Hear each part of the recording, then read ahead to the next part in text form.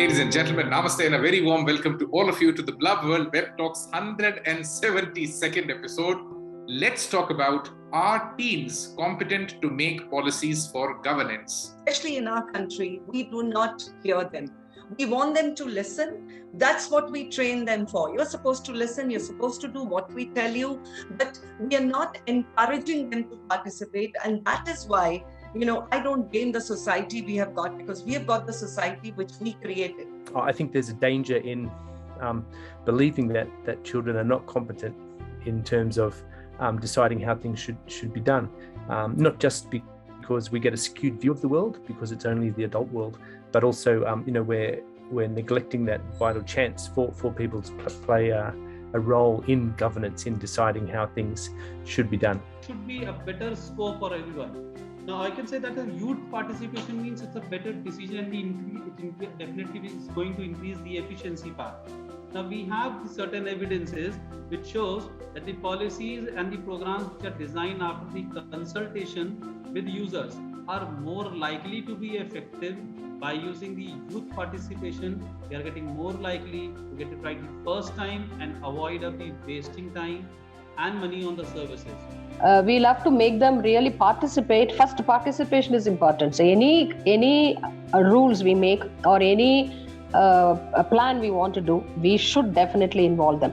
But again, the question is, how many kids get involved? Maybe some are very bold and confident, they get involved automatically. Some may be very shy, they may not come forward. थोड़ा time पहले हम लोगों ने एक science exhibition, science fair वगैरह किया, काफ़ी सारे लोग करते हैं, लेकिन हम लोगों ने सोचा कॉमर्स के स्टूडेंट्स जो है उनको कुछ हमने नया प्लेटफॉर्म देने की हमने कोशिश की। सारे स्टूडेंट्स ने मिलकर डिजिटल करेंसी क्या है, क्रिप्टो करेंसीज क्या है, इनके बेसिस पर मेरा रेसिडेंशियल कैंपसेस है, फिर भी इन लोगों ने इन सारी इंफॉर्मेशन को कलेक्ट करके काफ़ी सारे इंफॉर्मेशन और काफ़ी सारे प्लेटफॉर्म तैयार किया। They think I want to do, but what to do, how to do, these things are very important. But they do not have any idea how to do, what to do. But if somebody guided them, then they can do the good things. Very often when they grow up to be a teenager, you will find that they are not well armed or well equipped to kind of come out with the right suggestion. They'll possibly burst out in coherent things and things like that. So my take is, it has to be a gradual process right from day one, in the sense that, a child being allowed to speak, not to sit in a corner, that's, you're restricting all his natural instincts and putting him all in a bind. We need to take policy making, not from one aspect, not from one type of cohort, but it needs to be a whole mixed community. And children are very resilient and they do persevere, but we need to allow them to kind of have that opportunity to do it.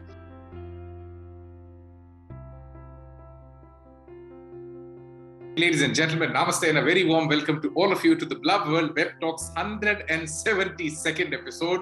In the last 171 episodes, we have interacted with nearly 3,000 plus school leaders on this very platform, where they have shared their ideas, opinions, innovations, and what all new are they doing in the education space. नमस्कार, आप सभी का स्वागत है bulb world web talks के 172वें episode में। पिछले 171 episode में हम लोग करीबन 3000 से ज्यादा स्कूल प्रिंसिपल से बातचीत कर चुके, ये समझने और जानने के लिए कि वो शिक्षा के क्षेत्र में क्या नया कर रहे हैं. So today, when we are again meeting up for this next 60 minutes that we have with these amazing speakers, we'll be trying to understand from them the capabilities that teens hold.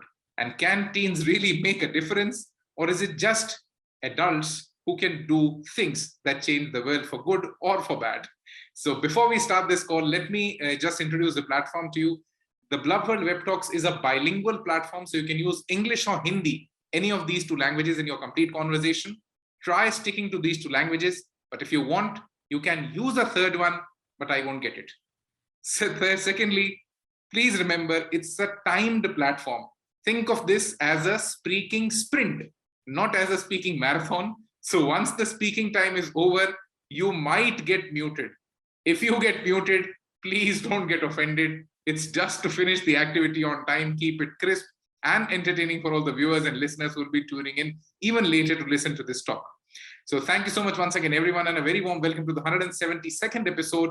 Let's talk about, are teens competent to make policies for governance? We talked about this topic in one more earlier talk, and we had some, defense veterans and army veterans talk about this. And the biggest challenge that normally happens is when we talk to a school leader or somebody who understands the school ecosystem, they have a very reserved or a conservative view on things. And when we talk to parents or people who are involved in higher position, even working for the government or with the government, they always feel that yes, teenagers can make a difference.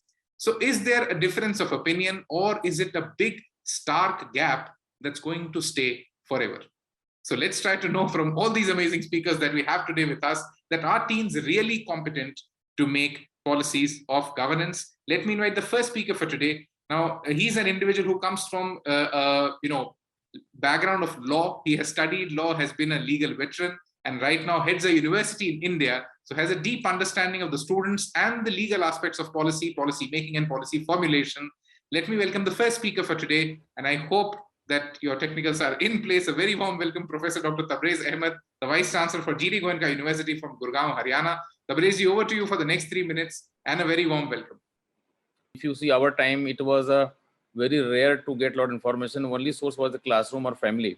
But now the teens, they are able to access a lot of social media, Google and all, and they are able to get a lot of information. So the maturity level has gone very high in real time. In that case, that we are going to discuss that our teens are able to participate in the policy making for governance. I am sure, keeping in mind the maturity level has gone higher, and governance they understand better, because governance means that we are going to govern everybody. It's not only governing the high class people, governing to one particular class or creed or custom or maybe religion without any kind of reservations. And if you listen them, they're very clear and transparent. They're very clear about their thought process. So I'm sure that they are able to, I'm supporting the idea that they are able to participate in governance and policies, because they will give fresh thoughts and their future for the country. So that's why what I'm saying, they are fit, they're competent to participate in the policy making for governance. Thank you.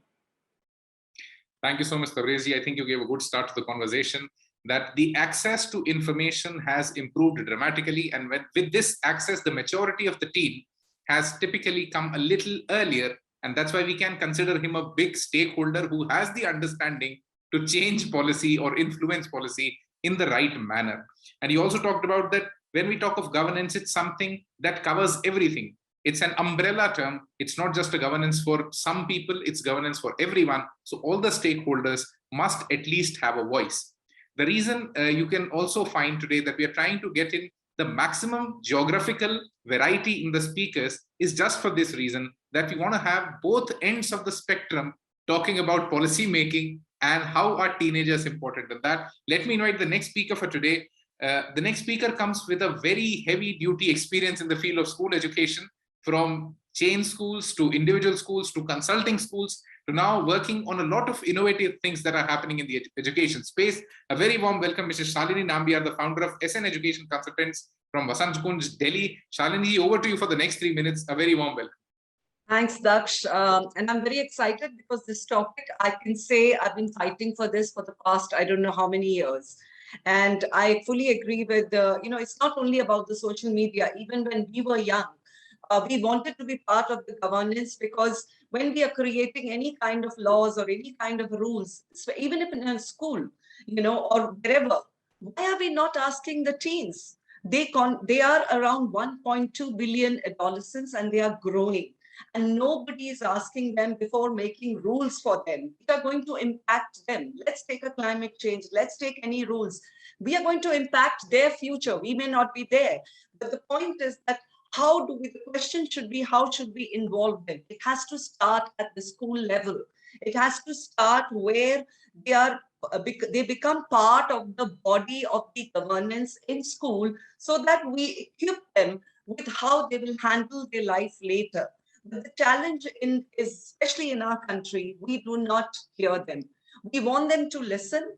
That's what we train them for. You're supposed to listen. You're supposed to do what we tell you, but we are not encouraging them to participate. And that is why, I don't blame the society we have got, because we have got the society which we created. And each one of us is responsible for that. And so I feel that it's very, very important that we as a community, as a society, we stand up to this, that before we create any kind of policies, we take the feedback of the youth. We find out from them what exactly is important, because there's so many things which we don't feel good about it because we were not involved while taking a decision. So decision making, but are people ready for that? I doubt it, Daksh. People are not ready. Even if you take a small minuscule of a household, a home, are the parents going to ask their kids before making any rules? No, they're not. Which is what we need to do as a society, make the people aware the importance of taking the opinions of the youth, whether in school, whether in college, and wherever. They need to become part of the, like a simple example I'll give you. Please just tell me when it's going to be 3 minutes, or I'm sure you're going to mute me. And I've been a teacher for so long. So, once we get the mic, we don't know when to stop. Sorry for that, but you can just mute me. What is important even in a school when you're making simple like classroom rules? Are we involving the children? No, we are not. So we need to start at the grassroots level, which is very important. You look at the youth around, you look at the 15 years old, 16-year-olds, 14-year-olds, how they're changing the world. Some of them who have been able to come up, whose voices have been heard. Are we ready to do that in our country? Are we ready? Are we willing as educators, as school heads, as responsible people, willing to hear out the youth? No, we are not. So we need to work on a strategy. What is it? How do we involve them? And I think the best thing is to start it when they are very young, giving them a power to speak. The 4 skills schools teach: reading, writing, listening, speaking, right? We only focus on reading and writing. Where do we teach the youth to listen, or where do we teach them how to speak? So I think let them raise their voice so that they become an important part of any kind of decisions which we are taking. Yeah, thank you, Daksh, so much. That was a very polite way of saying thank you. Thank you so much, Shalini. The 3 minutes were over. So let me try to put in perspective what you said so that this, take the discussion ahead. Aspiration of governance is something that we all have innate in ourselves. We all want to be a part of, the process of making rules, because we all want our opinions to matter. We want them to be a part of the whole process so that those rules make us comfortable, not constricted. And that's why when we talk of legislation or governance across the globe, all the constitutions that have been made, they have all evolved. It's not a process that they were written on a day and it happened just that we're using it. And they keep evolving. When we talk in the legal terms, there's something called stare decisis, that if you've taken a decision, that becomes a part of the law. Because we know that every day, new situations will come up, new stakeholders will come up, and you'll always have to be considerate and empathetic towards them. 1.2 billion adolescents, and they're not involved in the process of governance. So is this a very good idea? Does this statement really sound good to us? What's our first reaction to it? That are we really ready to listen to them? There's one Greta Thunberg that's offending a lot of egos. Are we ready to even listen to hundreds and billions of Greta Thunbergs who might be influencing, impacting, or even hurting egos across the world?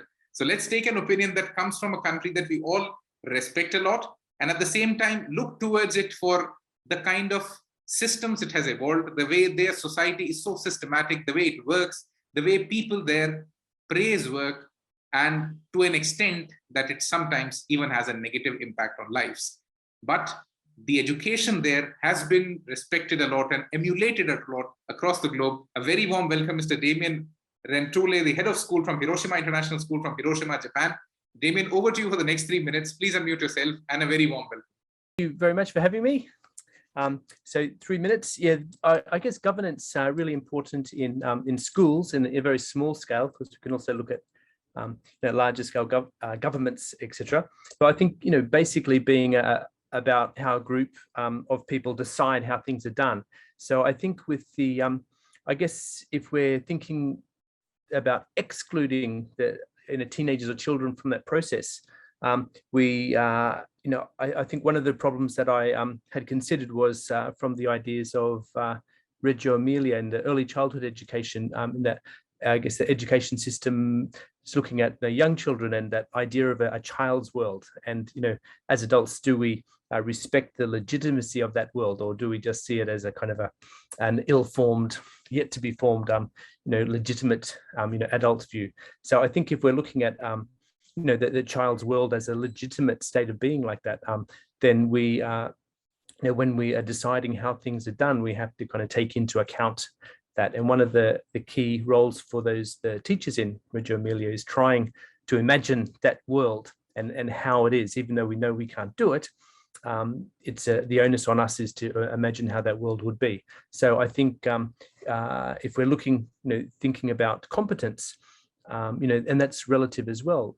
We ask ourselves the question: how competent are many of our leaders today? Right, when we look at the adult world, and ask that question if perhaps some of those leaders had had more experience in governance, in deciding how things were done when they were, within that kind of that child's world. Would we have, better leaders today? So I think, I think everyone's working in schools, experiences that developmental growth of people moving through those different stages, and respecting the legitimacy of the worlds they inhabit in those different stages are really important. So I think if we, I think there's a danger in believing that children are not competent in terms of deciding how things should be done, not just because we get a skewed view of the world because it's only the adult world, but also we're neglecting that vital chance for people to play a role in governance, in deciding how things should be done. Because we're facing a lot of problems at this stage, and obviously something that hasn't been working perfectly. So I'm nearly at my 3 minutes. So thank you very much for listening to those few minutes, and a really great topic. Thank you so much, Damian. Let me try to put together the points that you said. You started with the idea of the child's world. The child has his own imagination, his own perception, his own opinion of things that he sees around them, and that's quite original. When we talk of the term originality or original in its true sense, the child has the perception that starts, that is building. But do we really give that world a legitimacy? Or could that world would have been a better option for all of us when we see the evoluted forms of our adult imagination of the complete world, the way we live in it? So I think it's quite an interesting opinion that, are we really giving space for these children, teens, kids, to at least draw out their world of their dreams? Or if they even draw it, are we ready to take it or really seriously, or just take it as one more competition of a poster making with imagination, getting onto paper and finally going nowhere? I think they need to get involved in the process of it, in the process of governance, because they are also a big stakeholder in the approach. So let me now move to the next speaker. Now we will be talking to some of the school leaders who come from India, because India is a country that lives in stratas, and many stratas. So let's try to talk to people from different strata so that we can at least get that the topic that we're talking about, it's relevant, we all understand, but its importance and the magnetism it holds changes with every strata. And the reason behind it is simple. People expect money to finally turn out as a result of education. And do we think that's the right expectation? So let's try to know from more school leaders on their opinions that are teens capable enough of making policies for governance. A very warm welcome to the next speaker, Mr. Sumit Arora, the principal of Delhi Public World School from Kotputli, Rajasthan. Sumit, over to you for the next 3 minutes. Please unmute your audio, and a very warm welcome. Good evening, everybody. Thank you, Mr. Daksh, for inviting us on this platform. And the topic, I think, it's a very interesting topic, and that's the youth participation, teen participation in making up the decision. So definitely, it's a very important point that we need to look after. That we all are seeing that there are certain people that those the upcoming generation is more keen into involving all these kind of a decision making part, because they want that this should happen, that our decision should be considered into this, because in every organization we have seen that the people are trying to hire the young blood. The reason behind the hiring of this young blood is that they are more innovative. If you talk about the present tense, I'm definitely not talking about the experience, Vasant, that they are outdated now. But definitely their experience and our imagination and all that, it should be matched up together, and so that we can make up the better platform for everybody into the world. So that it should be a better scope for everyone. Now, I can say that the youth participation means it's a better decision, and it definitely is going to increase the efficiency part. Now, we have certain evidences which shows that the policies and the programs which are designed after the consultation with users are more likely to be effective. By using the youth participation, we are getting more likely to get it right the first time and avoid of the wasting time and money on the services. So I think that this should be a very good initiative. Or we can say that me as a school head, I'm also using the certain techniques in my school, that I'm taking up the inputs from my young colleagues, or even from the decision from my students also, that whatever the kind, that what is basically their requirement, so that we can frame our policies accordingly and without wasting any undue time, and we can implement those things, and the student can get the maximum benefit out of that.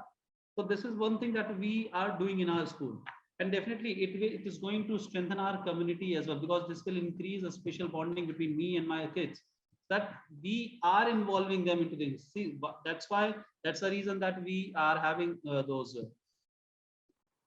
leaders in our school related to those head boys and head girls or something like that. So this will definitely involve them into all these things.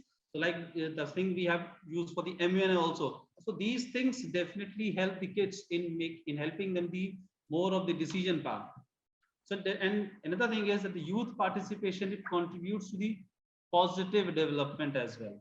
Again, the research says that the young people who are supportive to participate in the decision making are more likely to have the increased confidence and the self-belief, which will definitely going to build up their career choices, and which will have a greater involvement and the responsibility in future as well.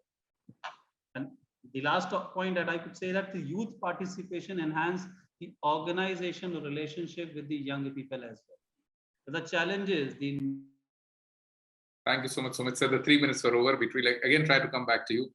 So, two of the important points that you talked about: policies that involve the stakeholders normally last longer, and it's always better to get them involved in the process so that you are able to foolproof the complete policy before you actually start executing it or you work on it.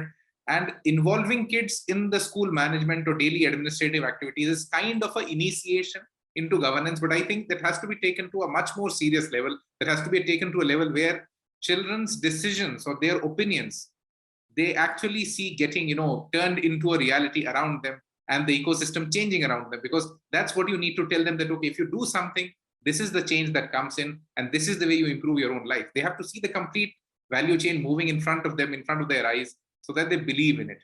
As of now, we do initiate them, but I don't think we're able to create that kind of a belief in them that, yes, if they do something, things will change around them. Thank you so much, Sumit. Let me invite the next speaker for today, Mrs. Radha Gurumurthy, the principal of Aditya National Public School from Yelahanka, Bangalore, Karnataka. Radha, ma'am, over to you for the next 3 minutes, and a very warm welcome. Hi, good evening all. First of all, I would like to really thank the Blub World for giving us this opportunity to share our views. Because as a head of the institution, we are working in the education field for the past 27 years. So we have seen n number of children, that is the teenagers, young adults. They have a lot of energy. First of all, I agree to all the speakers who have discussed before, that everybody agree to that, yes, teenagers should be involved in making policies, even I too. Because the young adults, they have a lot of energy in their body, and as well as a lot of ideas, innovative ideas, which they are sometimes, if they are not given chance, they are unable to share it. Actually, they are unable to bring it out. So first step is initiation. We love to see their strength. Probably some might be little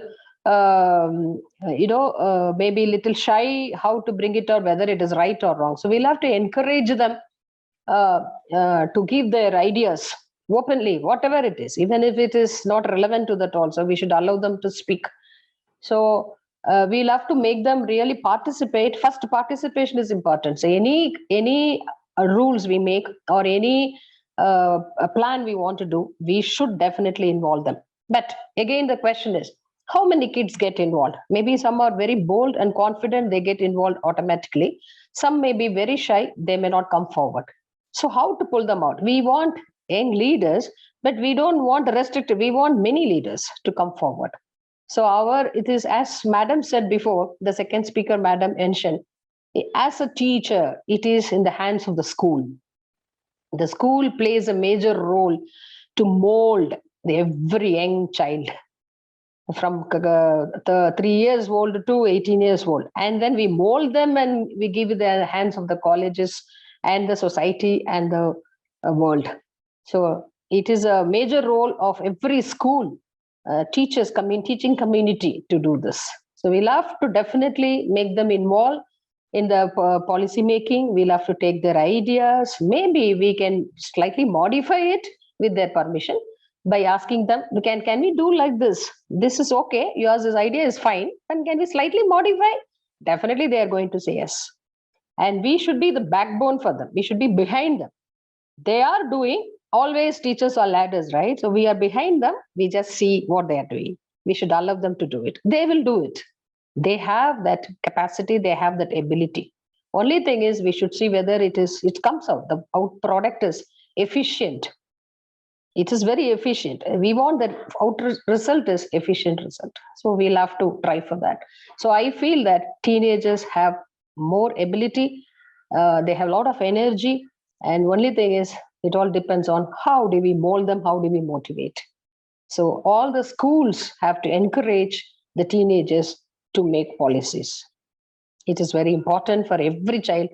As somebody mentioned, only just reading textbooks, writing examination, getting score, grades is not important for them. They should face the challenges. How, when.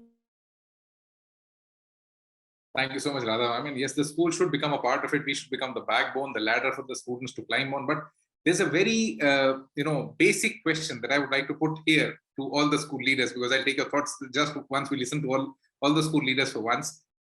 Do we really have the setup, the curriculum, the intent, the kind of capabilities required so that teens or children can really look at policy formulation, policy making, or governance? We do understand they can.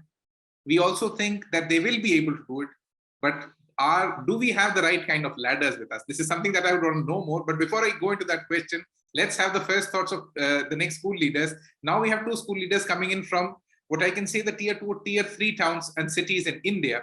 They will bring a very different kind of a perspective discussion, because the kind of parents, the kind of expectation, the kind of students that you have within your cities bring in a completely different opinion onto the table when you talk to the parents there. तो उस opinion से क्या क्या निकल सकता है, या उनका इस जो टीम गवर्नेंस की बात पे अगर उनसे कोई राय पूछी जाए तो राय क्या होगी? Let me know the next speaker for today, Professor Aashish H. Kacha, the Managing Director of Shree Swaminarayan Gurukul Gyanbagh International School from Junagadh, Gujarat. Aashish जी, आपसे what we would want to know कि जब हम tin governance की बात करते हैं या teenagers से हम लीडरशिप की बात करते हैं, तो क्या वो एक टियर 3 टाउन में केवल राजनीति हो जाती है? क्या उसे केवल एक पॉलिटिकल फ्यूचर की पर्सपेक्टिव से देखा जाता है, या उसे एक प्रॉब्लम सॉल्विंग पर्सपेक्टिव से भी देखा जाता है? Ashish ji, over to you for the next. Yes, thank you very much. Hello everyone, namaste, jai hind. Respected all dignities, all teen of world, the world teen parliament team and all. Thank you very much to give me this huge platform to interact and put my thoughts and idea among the teens. दक्ष, आपने मुझे थोड़ा different topic दे दिया क्योंकि policy बनाने की जब बात आती है तो पॉलिटिक्स इनसे छूटती नहीं है। पॉलिटिक्स और पॉलिसीज वो एक सिक्के की दो बाजुएं है। बिना पॉलिटिक्स पॉलिसीज हम बना नहीं सकते। मैं एक छोटा सा एक एग्जांपल शेयर करूंगा। I am running the school and we are running so many branches. मैं एक छोटा सा एग्जांपल ये शेयर करूंगा कि मैं रोज मेरी ऑफिस से जब बाहर निकलता था तो मेरे डोरबेल का जो स्विच था मैं ऑफ करना भूल जाता था। लगातार एक बच्चे ने मुझे 2 से 3 बार मुझे एक चिट्ठी भेजी कि सर आप एनर्जी सेव कीजिए और डोरबेल का स्विच जो है उसको ऑफ करनी चाहिए। पहली बार मैंने कंसिडर किया, चलो अच्छी बात है, फिर भी मैं भूल गया। दूसरी बार भेजा, तीसरी बार भेजा। कहने का मतलब फिर उसके बाद मैंने आज तक कभी वो स्विच ऑफ करना मैं भूला नहीं। कहने की बात यह है कि टीन जो है या तो यूथ जो है वो काफी सारी बातों को ऑब्जर्व करते हैं। बस मौका ये है कि हम उसको तकलीफ ये है कि हम उसको मौका नहीं देते हैं और कभी कभी उसको हम इग्नोर करते हैं। थोड़ा टाइम पहले हम लोगों ने एक साइंस एग्जीबिशन, साइंस फेयर वगैरह किया, काफी सारे लोग करते हैं, लेकिन हम लोगों ने सोचा कॉमर्स के स्टूडेंट्स जो है उनको कुछ हमने नया प्लेटफॉर्म देने की हमने कोशिश की। सारे स्टूडेंट्स ने मिलकर डिजिटल करेंसी क्या है, क्रिप्टो करेंसीज क्या है, इनके बेसिस पर, मेरा रेसिडेंशियल कैंपसेस है, फिर भी इन लोगों ने इन सारी इंफॉर्मेशन को कलेक्ट करके काफी सारे इंफॉर्मेशन और काफी सारे प्लेटफॉर्म तैयार किया। इतना ही नहीं, हम बैंक में आज जाते हैं तो बैंक में किस प्रकार का पूरा प्रोसेस होता है, पूरा एक लाइव बैंक उन लोगों ने खड़ा किया। पैसे गिनने का जो मशीन आता है वहां से लेकर सारी चीजों को, आरटीजीएस, एनईएफटी, ये सारा जो छोटा छोटा प्रोसेस है, वो सारी प्रोसेस को इन लोगों ने इंप्लीमेंट करके एक लाइव बैंक खड़ा किया। कहने का मतलब यह है कि बच्चों को यदि थोड़ा हम फोर्स दे दे, थोड़ा हम उसको एक पावर्स दे दे, थोड़ा डायरेक्शंस दे दे, तो काफी सारे आइडियाज हमें उनसे मिल जाते हैं। मैं लिंक्डइन पर एक बंदे से कनेक्टेड हूँ, पॉन्डमैन, उसका हमने पैडमैन अक्षय कुमार की मूवी देखी, उन्होंने अपने आगे लगाया है पॉन्डमैन, तनवीर करके कोई एक लड़का है। गंदी जगह जो होती है, गार्बेज जगह जो होती है, वहीं पर क्लीन करके लोगों को साथ में जोड़कर आज पानी का प्रॉब्लम सोल्व कर रहा है। वहीं पर काफी सारा पॉन्ड, काफी सारा लेक बनाने की कोशिश कर रहा है। कहने का मतलब यह है कि ब्यूरोक्रेटिक्स ऐसा है एक प्लेटफॉर्म, पॉलिटिक्स ऐसा प्लेटफॉर्म है कि जहां पर हमें यूथ को, तीन को हमें मोटिवेट और पावर्स देने की आवश्यकता है, डायरेक्शन देने की आवश्यकता है। आज हम देख सकते हैं कि करंट सेंट्रल गवर्नमेंट है, उन्होंने आके सबसे पहले अपना एक नीति आयोग बनाया कि आप कोई भी काम करोगे तो उसका एक सेंट्रल या तो स्टेट का एक पॉलिसी होगा, उसी पॉलिसी के बेसिस पर ही आपका कोई भी काम होगा वो एग्जीक्यूट होगा। पॉलिसीज का काफी सारा गवर्नेंस के अंदर इंपॉर्टेंस रहता है और हम कभी कभी तीन को, यूथ को। Ashish, the 3 minutes are over, but I'll try to summarize what you said. We need to give the teens more power, more capabilities, more support, and the right kind of exposure so that they can take those decisions ahead. And you have to give them that real life experiences some or the other way. They have to experience things firsthand so that they know better that how can this evolve or emulate in the future. So the next speaker again comes from one of the politically turbulent states in India that has a lot of strong opinions and the highest number of political, what we can say, the seats from the house. So a very warm welcome, Mr. Rohit Kumar Prajapati, school owner from Lucknow, Uttar Pradesh. Rohit जी, आपसे यही जानना हम चाहेंगे कि teenagers से जब हम policy making की बात करते हैं या गवर्नेंस की बात करते हैं, तो क्या उसे हमेशा राजनीति के एंगल से ही देखा जाएगा, जब अगर लखनऊ जैसे शहर की बात हो तब? Hello everyone, good evening. Yeah, actually, this is Rohit from Lucknow, and I'm working since 2008 with teenagers, and I faces many difficulties with them. And when talk come to about the teenagers and making policies in India, especially in Uttar Pradesh, if I talk about, so many things comes. What I believe that every child is potentially the light of the world, but at the same time the cause of its darkness.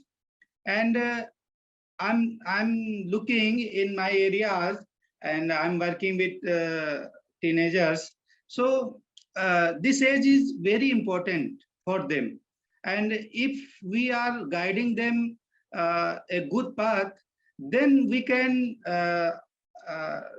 think they will be good and they will be their future will be brightened. Then also what I think that if we are teaching them spiritually and materially and physically, so they can grow up and they can make decisions, and they can think about what to do in the future, and they will support in government also. But many rules now in India, we can see people do not support, and they are against those rules. But if those rules come from people, so they will follow. So that's the reason we have to teach people this way, so that education we need, how to prepare the people to aware about these things. So especially for teenagers, what I think that we need to empower them, their skills and capacity, how to make decisions, and how to go further, how to serve the humanity, and how to serve our community. So because they think, I want to do, but what to do, how to do, these things are very important. But they do not have any idea how to do, what to do. But if somebody guided them, then they can do the good things. But this age is very important. In this age, if we guide them in such a good path, then they will try to follow this. Because I ask many youths who are in 14, 15, 16, so they do not have. Thank you so much, Rohitji. Youth empowerment, giving them the right power, the infrastructure to take decisions, and the stakeholder approach of making policies. So let's now invite somebody who comes from the defense background or the army background, people who believe a lot in discipline. And whenever you ask somebody who comes from this kind of a background to talk about involving teens in policy making, the biggest challenge that comes is when you give teenagers the power, discipline always, nearly always gets challenged. So are we in that shape or state that we can challenge discipline if we want them to get involved in the process of policy making? A very warm welcome to Brigadier M.G. Jacob, the Director and Principal of Tashi Nambiar Academy from Gangtok, Sikkim. Brigadier Sahab, over to you for the next 3 minutes. A very warm welcome. Okay, thanks, Daksh. Okay, thanks for inviting me on this forum. To be very pointed, to the requirement that you're projected. The first thing, we always expect a child when he becomes a teenager that he suddenly will be able to do all these things. What happens is, unfortunately, we do not nurture them from the day one. If even the pre-primary class 1, 2, you don't give an opportunity for a child to grow, express themselves, think logically, think on their own. Very often, when they grow up to be a teenager, you will find that they are not well armed or well equipped to kind of come out with the right suggestion. They'll possibly burst out in coherent things and things like that. So my take is, it has to be a gradual process right from day one, in the sense that, a child being allowed to speak, not to sit in a corner, that's, you're restricting all his natural instincts and putting him all in a bind, and not allowing him to think, 1 + 1 = 2, 2 + 2 = 4.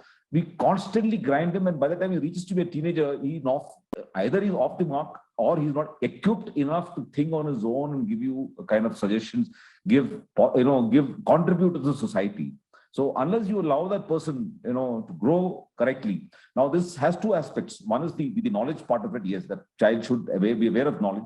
The second part is the skills, the social skills, ability to speak out, ability to allow others to speak, ability to kind of, interact with the others. These are skills not established in one day. It establishes over a period of time and finally sets in when there is enough knowledge bank in the child, and when you know that, okay, this child is going to give you some kind of good output. So as the earliest speaker spoke, I think there's a tremendous potential in teens, tremendous potential. It's only that it can't be tapped all of a sudden into the teens. It has to happen much earlier. So our policies, our curriculum, our activities on a day-to-day basis in the school has to be allowing that thing to happen. Read on their own, come out of the questions on their own. Like I also realized the other day in one of the meetings, somebody said, allow a child in a class to solve the dispute between two children. Simple thing, they're fighting. Okay, you catch hold of the child, make the child a judge, and allow that person to decide between these two. In all possibilities, he'll come out with a very good decision. So what I'm saying is, give the platform, give the opportunity, give the curriculum, give the environment for the child to grow. And I can tell you without any doubt, 99% of them will give you a good output when they grow up. When they grow up into a full-fledged teenager. The second part, you said, I am from the army background. That's a different issue. But the fact is that I'm from a tier 2 city. It's Sikkim. People are very closed. There is also a signature of the society which you see onto the children. For example, we are hills. People are quite quiet. They're quite shy about things, and therefore they don't end up kind of opening out whatever is there in the mind.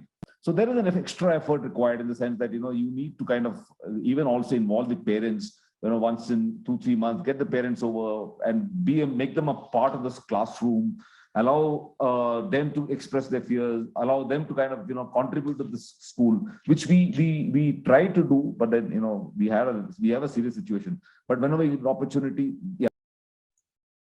Thank you so much, Jacob, sir. And the 3 minutes were over. Let me try to, summarize and take some of the important points ahead in the discussion. I think you're very right in saying that we are teaching teenagers to become conformists, and we want them to be leaders the day they turn a teenager. So we cannot expect them to start, taking decisions, understanding policy, problem solving the day they become a teenager. The process of building, them into a teenager has to evolve dramatically. You have to give them that space. You have to give them that freedom. And because whenever they come to school, the first thing that we normally do is cut off their instincts.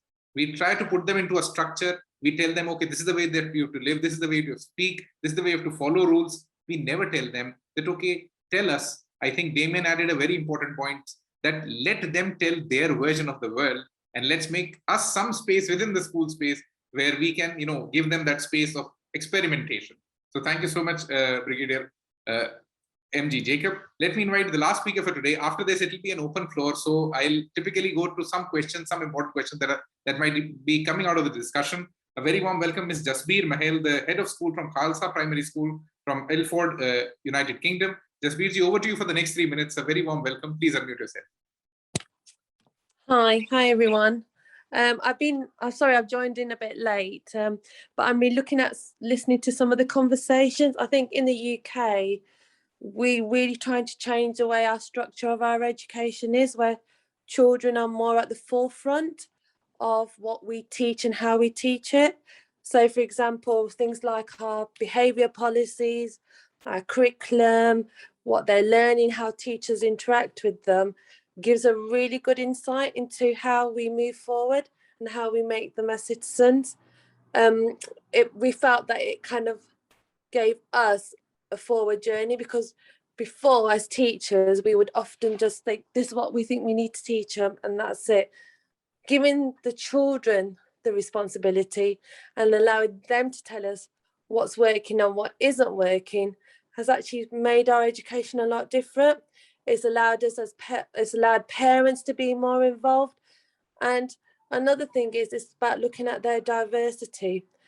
The schools that I teach in, with our children from different backgrounds, and their background is really important in making policies. You need to know that every child from a rich background to a poor background will have different circumstances within it, and that needs to be put into policies.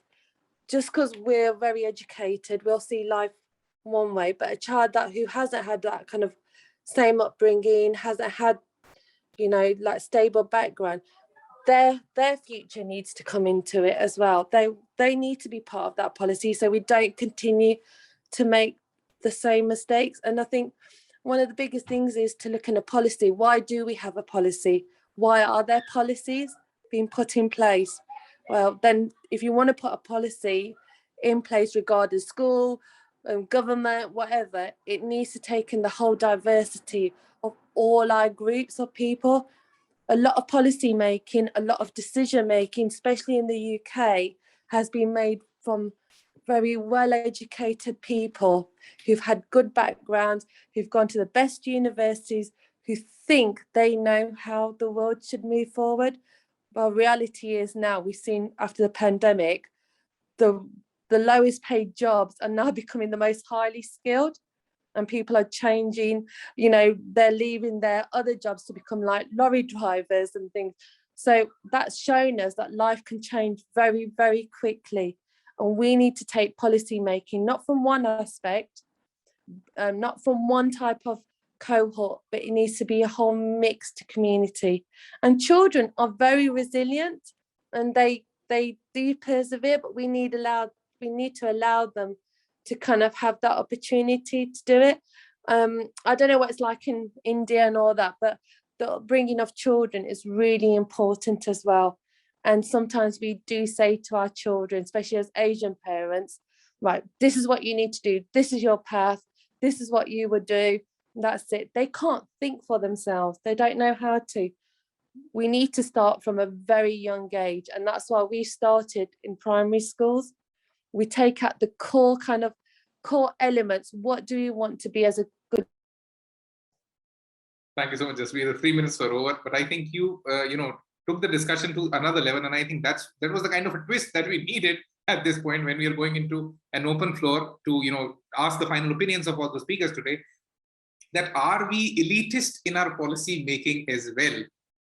And if we are elitist in our policy making, then as an elitist, do we have the bandwidth, the open mindset to allow teens to give their opinions?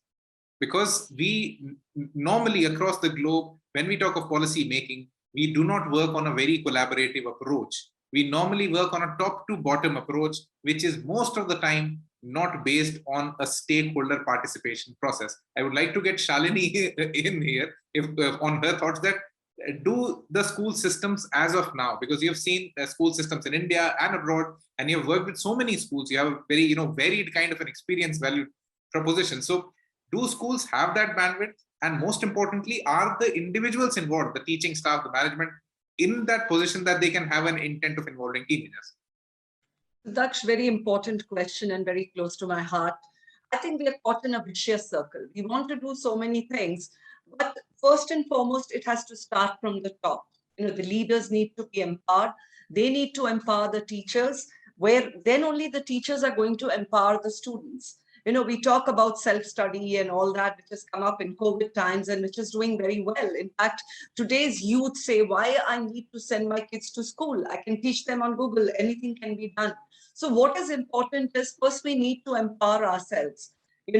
Unless we do that, unless we learn how to collaborate, unless we make the teachers part of the decision-making process, they will, whatever you may say, whatever schools can do, whatever owners can do, it will never go to the children. Yes, we do have student council. Go and ask a student council in an elitist school and in a tier 3 school. Ask the children, are they aware of the school vision? I can vouch on that. Most of the kids, most of the teachers, they do not know what's the school's vision, what is the school mission. If you do not know where you are going, how are you going to be involved in the decision making? They are given a paper. Okay, this is what you're supposed to do. This is your duty. Let the students decide. They have so much potential, and I think everybody is agreeing to that. Give them the task. Like, let's say, cleaning of the classrooms. Why can't the children do? Why do we need that kind of culture? What are we trying to teach them? And then we tell them, no, you need to make decisions. They cannot. If we want to, change this, we have to cut the root cause. Get teachers, empower them, get the right people in the education industry. Otherwise, we'll just keep going in circles and circles. And next year, again, we'll be sitting in a webinar talking about how do we get into the children, and nothing will happen. Ask any youth. Or do they feel empowered? A very simple question. And I can tell you, its research has proven 75% to 80% kids will tell you they are not empowered. They cannot take a decision. Everything is decided for them. So that's what I fully agree with what Damian said. Look at the state of politicians. That's why we have got what we have got, because we do not empower. And it has to start, what most of them said, उनको बचपन से शुरू करना है, आपको nursery class से सिखाना है उनको. आप उनको हर चीज आप कर रहे हो उनके लिए, वो कैसे डिसीजन लेंगे? The children cannot decide. So this is, I think, a very it is a very crucial debate you are taking up, and I really want to congratulate you for that, because it's something I think we all need to go back as individuals, as educators, and reflect that, am I empowered? If I'm empowered, then only I can pass on. So I think we need to change that. The mindset, growth mindset. Mindset and involving them since the early education period begins. And Damian, you added the perspective of the child's world. Do you, within your school or within your country and the schools that you see around you, are they giving enough space to children to really draw out the world that they have within their minds? And if they draw it out, are we in a state, the education ecosystem, is it in a state that it can empower that vision or the dream that the child has drawn out? So I would say the answer to your question currently is no, from what I can see, sadly. But I think, we're kind of moving in the right direction. I think like this, the idea of governance, kind of sometimes can be a very big idea, but I think looking at the idea of inclusion in a classroom and making a child feel like they feel valued, and if they were not in the classroom, then the class would be a lesser place. That's kind of like a foundation for any type of I guess if you're looking at governance on that smaller scale, you have to feel like you have some value in the classroom as an individual. So I think I don't know. I guess that big question that you ask, I would say no, not yet, but hopefully, and I think we are moving in the right direction. I think it's just you talked about before. I think schools are generally trying to reinforce the centrality of the place of a child in a classroom, right? The individual child, not just the number 24. And Japan, I work in an international school, but the Japanese public schools are also moving in that direction, kind of slowly. But I think that general thought that we have to treat people as individuals is gaining momentum, like even in Japanese public schools, actually. Treating people as individuals, because when we look at policy, we normally put them in herds and then create a policy that can control the herd. We normally do not, look at the personalization effect of it. And this is now even more critical with technology coming in, because most of those mundane jobs where you involved a lot of people are going to vanish. And when they vanish, you want people to be creative. At this point, you need to give them personal attention. And the problem with the policy term itself is that it cannot give individual attention. So I think you brought in a very important point that when you want to talk about policy, when you want to talk about governance, it has to start from the school ecosystem. It has to go up to the, controlling the country kind of a deep process. But as institutions, we are right now not in that stage that we're able to do this. Just a small little observation that came out of these so many talks that we have done and so many schools and children that we have talked to. In the complete ecosystem of school education, I think, and it's only not research based, but I think it's a perception. If somebody can, prove me wrong, please do. In the complete education process, anywhere across the globe, we do not teach children the process of decision making. How do you decide something? What are the factors do you consider? And can you be confident on a decision? Jasbir, I want to bring you here because you have been handling, parents from different nationalities, and you specifically mentioned that when we talk to the Asian parents, you have to tell them you have to do this, and do that. You cannot expect independent decision-making from them.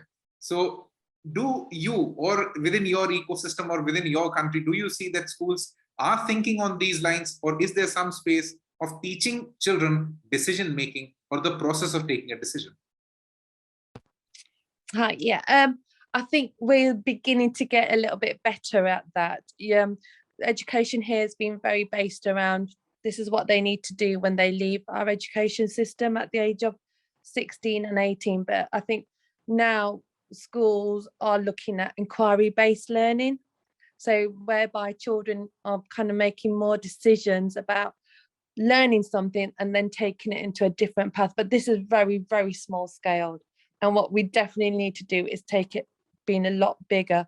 I don't know what it's like in India. We start off where the children from a very young age have control of their education in early years. Then somehow it kind of becomes, we've taken that away from them.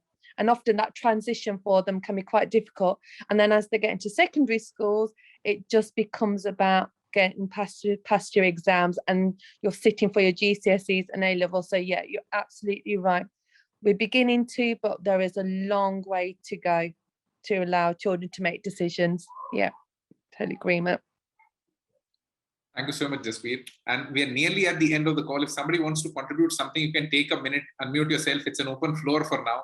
Before we conclude the call, it's the final 2 or 3 minutes that we have. If somebody wants to say something, you can unmute yourself and put your thoughts out. I just like to add that I think schools can start, in India, especially giving choice to children right at the early years. Okay, you want to do math, a very simple thing. You want to do math or English, rather than dictating the timetable to them, give them a choice. And, that will lead to when they're 4 or 5 making the right decisions. Once they take the decision, they're going to be more responsible, and the children are going to be more into whatever they are being taught. So I think just a small suggestion. Giving children a choice. Yeah, I think Damian wants to add something. Damian, over to you. Oh, actually, and I was going to say that, going back to that idea of kind of smaller scale inclusion, like the experience you find in a small setting in the classroom is, chaos doesn't emerge from that. You generally find kind of a more peaceful culture of people are feeling included, and that would encapsulate inclusion within the governance process, or that decisions about how things are done. So I think we often, as teachers, rightfully so, scared of chaos, right? But from that inclusive process, I would say a more kind of a peaceful culture emerges rather than chaos. So I think I guess we just have to trust that process. So let that happen. Don't be afraid of it. Let it happen. I think. I was just going to say, in UK, our early year system is very based on children being very independent. They don't have a timetable. They go and make their own choices. Somehow we lose that when they become 7 years old, or that seems to be taken away. So, and it works really well. But I think we also need to go back into why are teachers not able to do this, because they have been under that system. This is what you need to do. But what we see in early years is that growth sense of the child developing, having an opinion, going to what they like and why they like it, and then it gets lost. So it does work well. I think where the chaos becomes stronger, we take away the choice. Yeah. Who to Brigade you, please? I want to conclude that I had a point, Please, the issues about schools will always deliver what the parents want, what the society wants. It's very simple. If I want to bring in something, it can only be with support of the parents. If you're looking at from the business angle or even from non-business angle, which schools are, have to sustain themselves, you will always deliver what the parents want. And take that to one step ahead. Somebody made a point about the politicians. Look, politicians are created against the society. We will always have a lot more behind it in the sense that we need to kind of sensitize the parents, sensitize the environment before actually bringing in these changes. Like if I tell you simple thing, Jasbir talked about not giving a timetable. You try giving it in my school, there'll be a mess, there'll be mayhem, parents will ring up, why can't I, which book to put in my bag, which not to put in my bag. There are issues. So I think there is a preparation of the society required, environment required first, and then possibly go in, good changes. I would say this is a wonderful idea, but there is a requirement to sensitize the environment around you. Sensitizing the environment around us is absolutely important. So we're nearly at the end of the call. I think most of you were able to add that extra points. If you're not able to do it, I'm really sorry. We'll have you again on some other talk. But before this call comes to an end, we have been working with schools for a long time now. We've talked to hundreds and thousands of schools in India and across the globe. And one thing that we realized, that if we really want to empower teens, we need to find a way to give them resource, knowledge, and finally power to take things in control. So you need to give them these three things. Only then you can think of an environment that we all imagine right now in our minds, that it will be better if the school looked like this, if the classroom looked like this. So that's where, and that's the reason why we were able to figure out a small little mechanism to do it. And that mechanism is what we are calling the World Teen Parliament. We are trying to build the world's first and the biggest parliament of teenagers. We're trying to bring them together onto a single platform, give them the space that if they can solve a global problem or a local problem even, we would train them, fund them, and mentor them throughout the year so that they can at least do a small little difference in the society around them. Once we started, this is the kind of response that we got. These are so many videos of so many teens who are telling us that how can they improve the world. So if you think you have a teen around you, within your school, within your classroom, anywhere, who can or who has an idea to improve the world, we are waiting to welcome them, to train, mentor, and fund them so that they can realize their dream. The complete project is a not-for-profit initiative. Nobody has to pay anything to the World Teen Parliament to participate. The only thing that they have to spend is their intelligence. I hope you enjoyed the last 60 minutes that you spent with us. Thank you so much for being a part of the Blub World Web Talks 172nd episode. Thank you so much, everyone. I hope you have an amazing evening ahead. Thank you and a namaste from India. Thank you, people.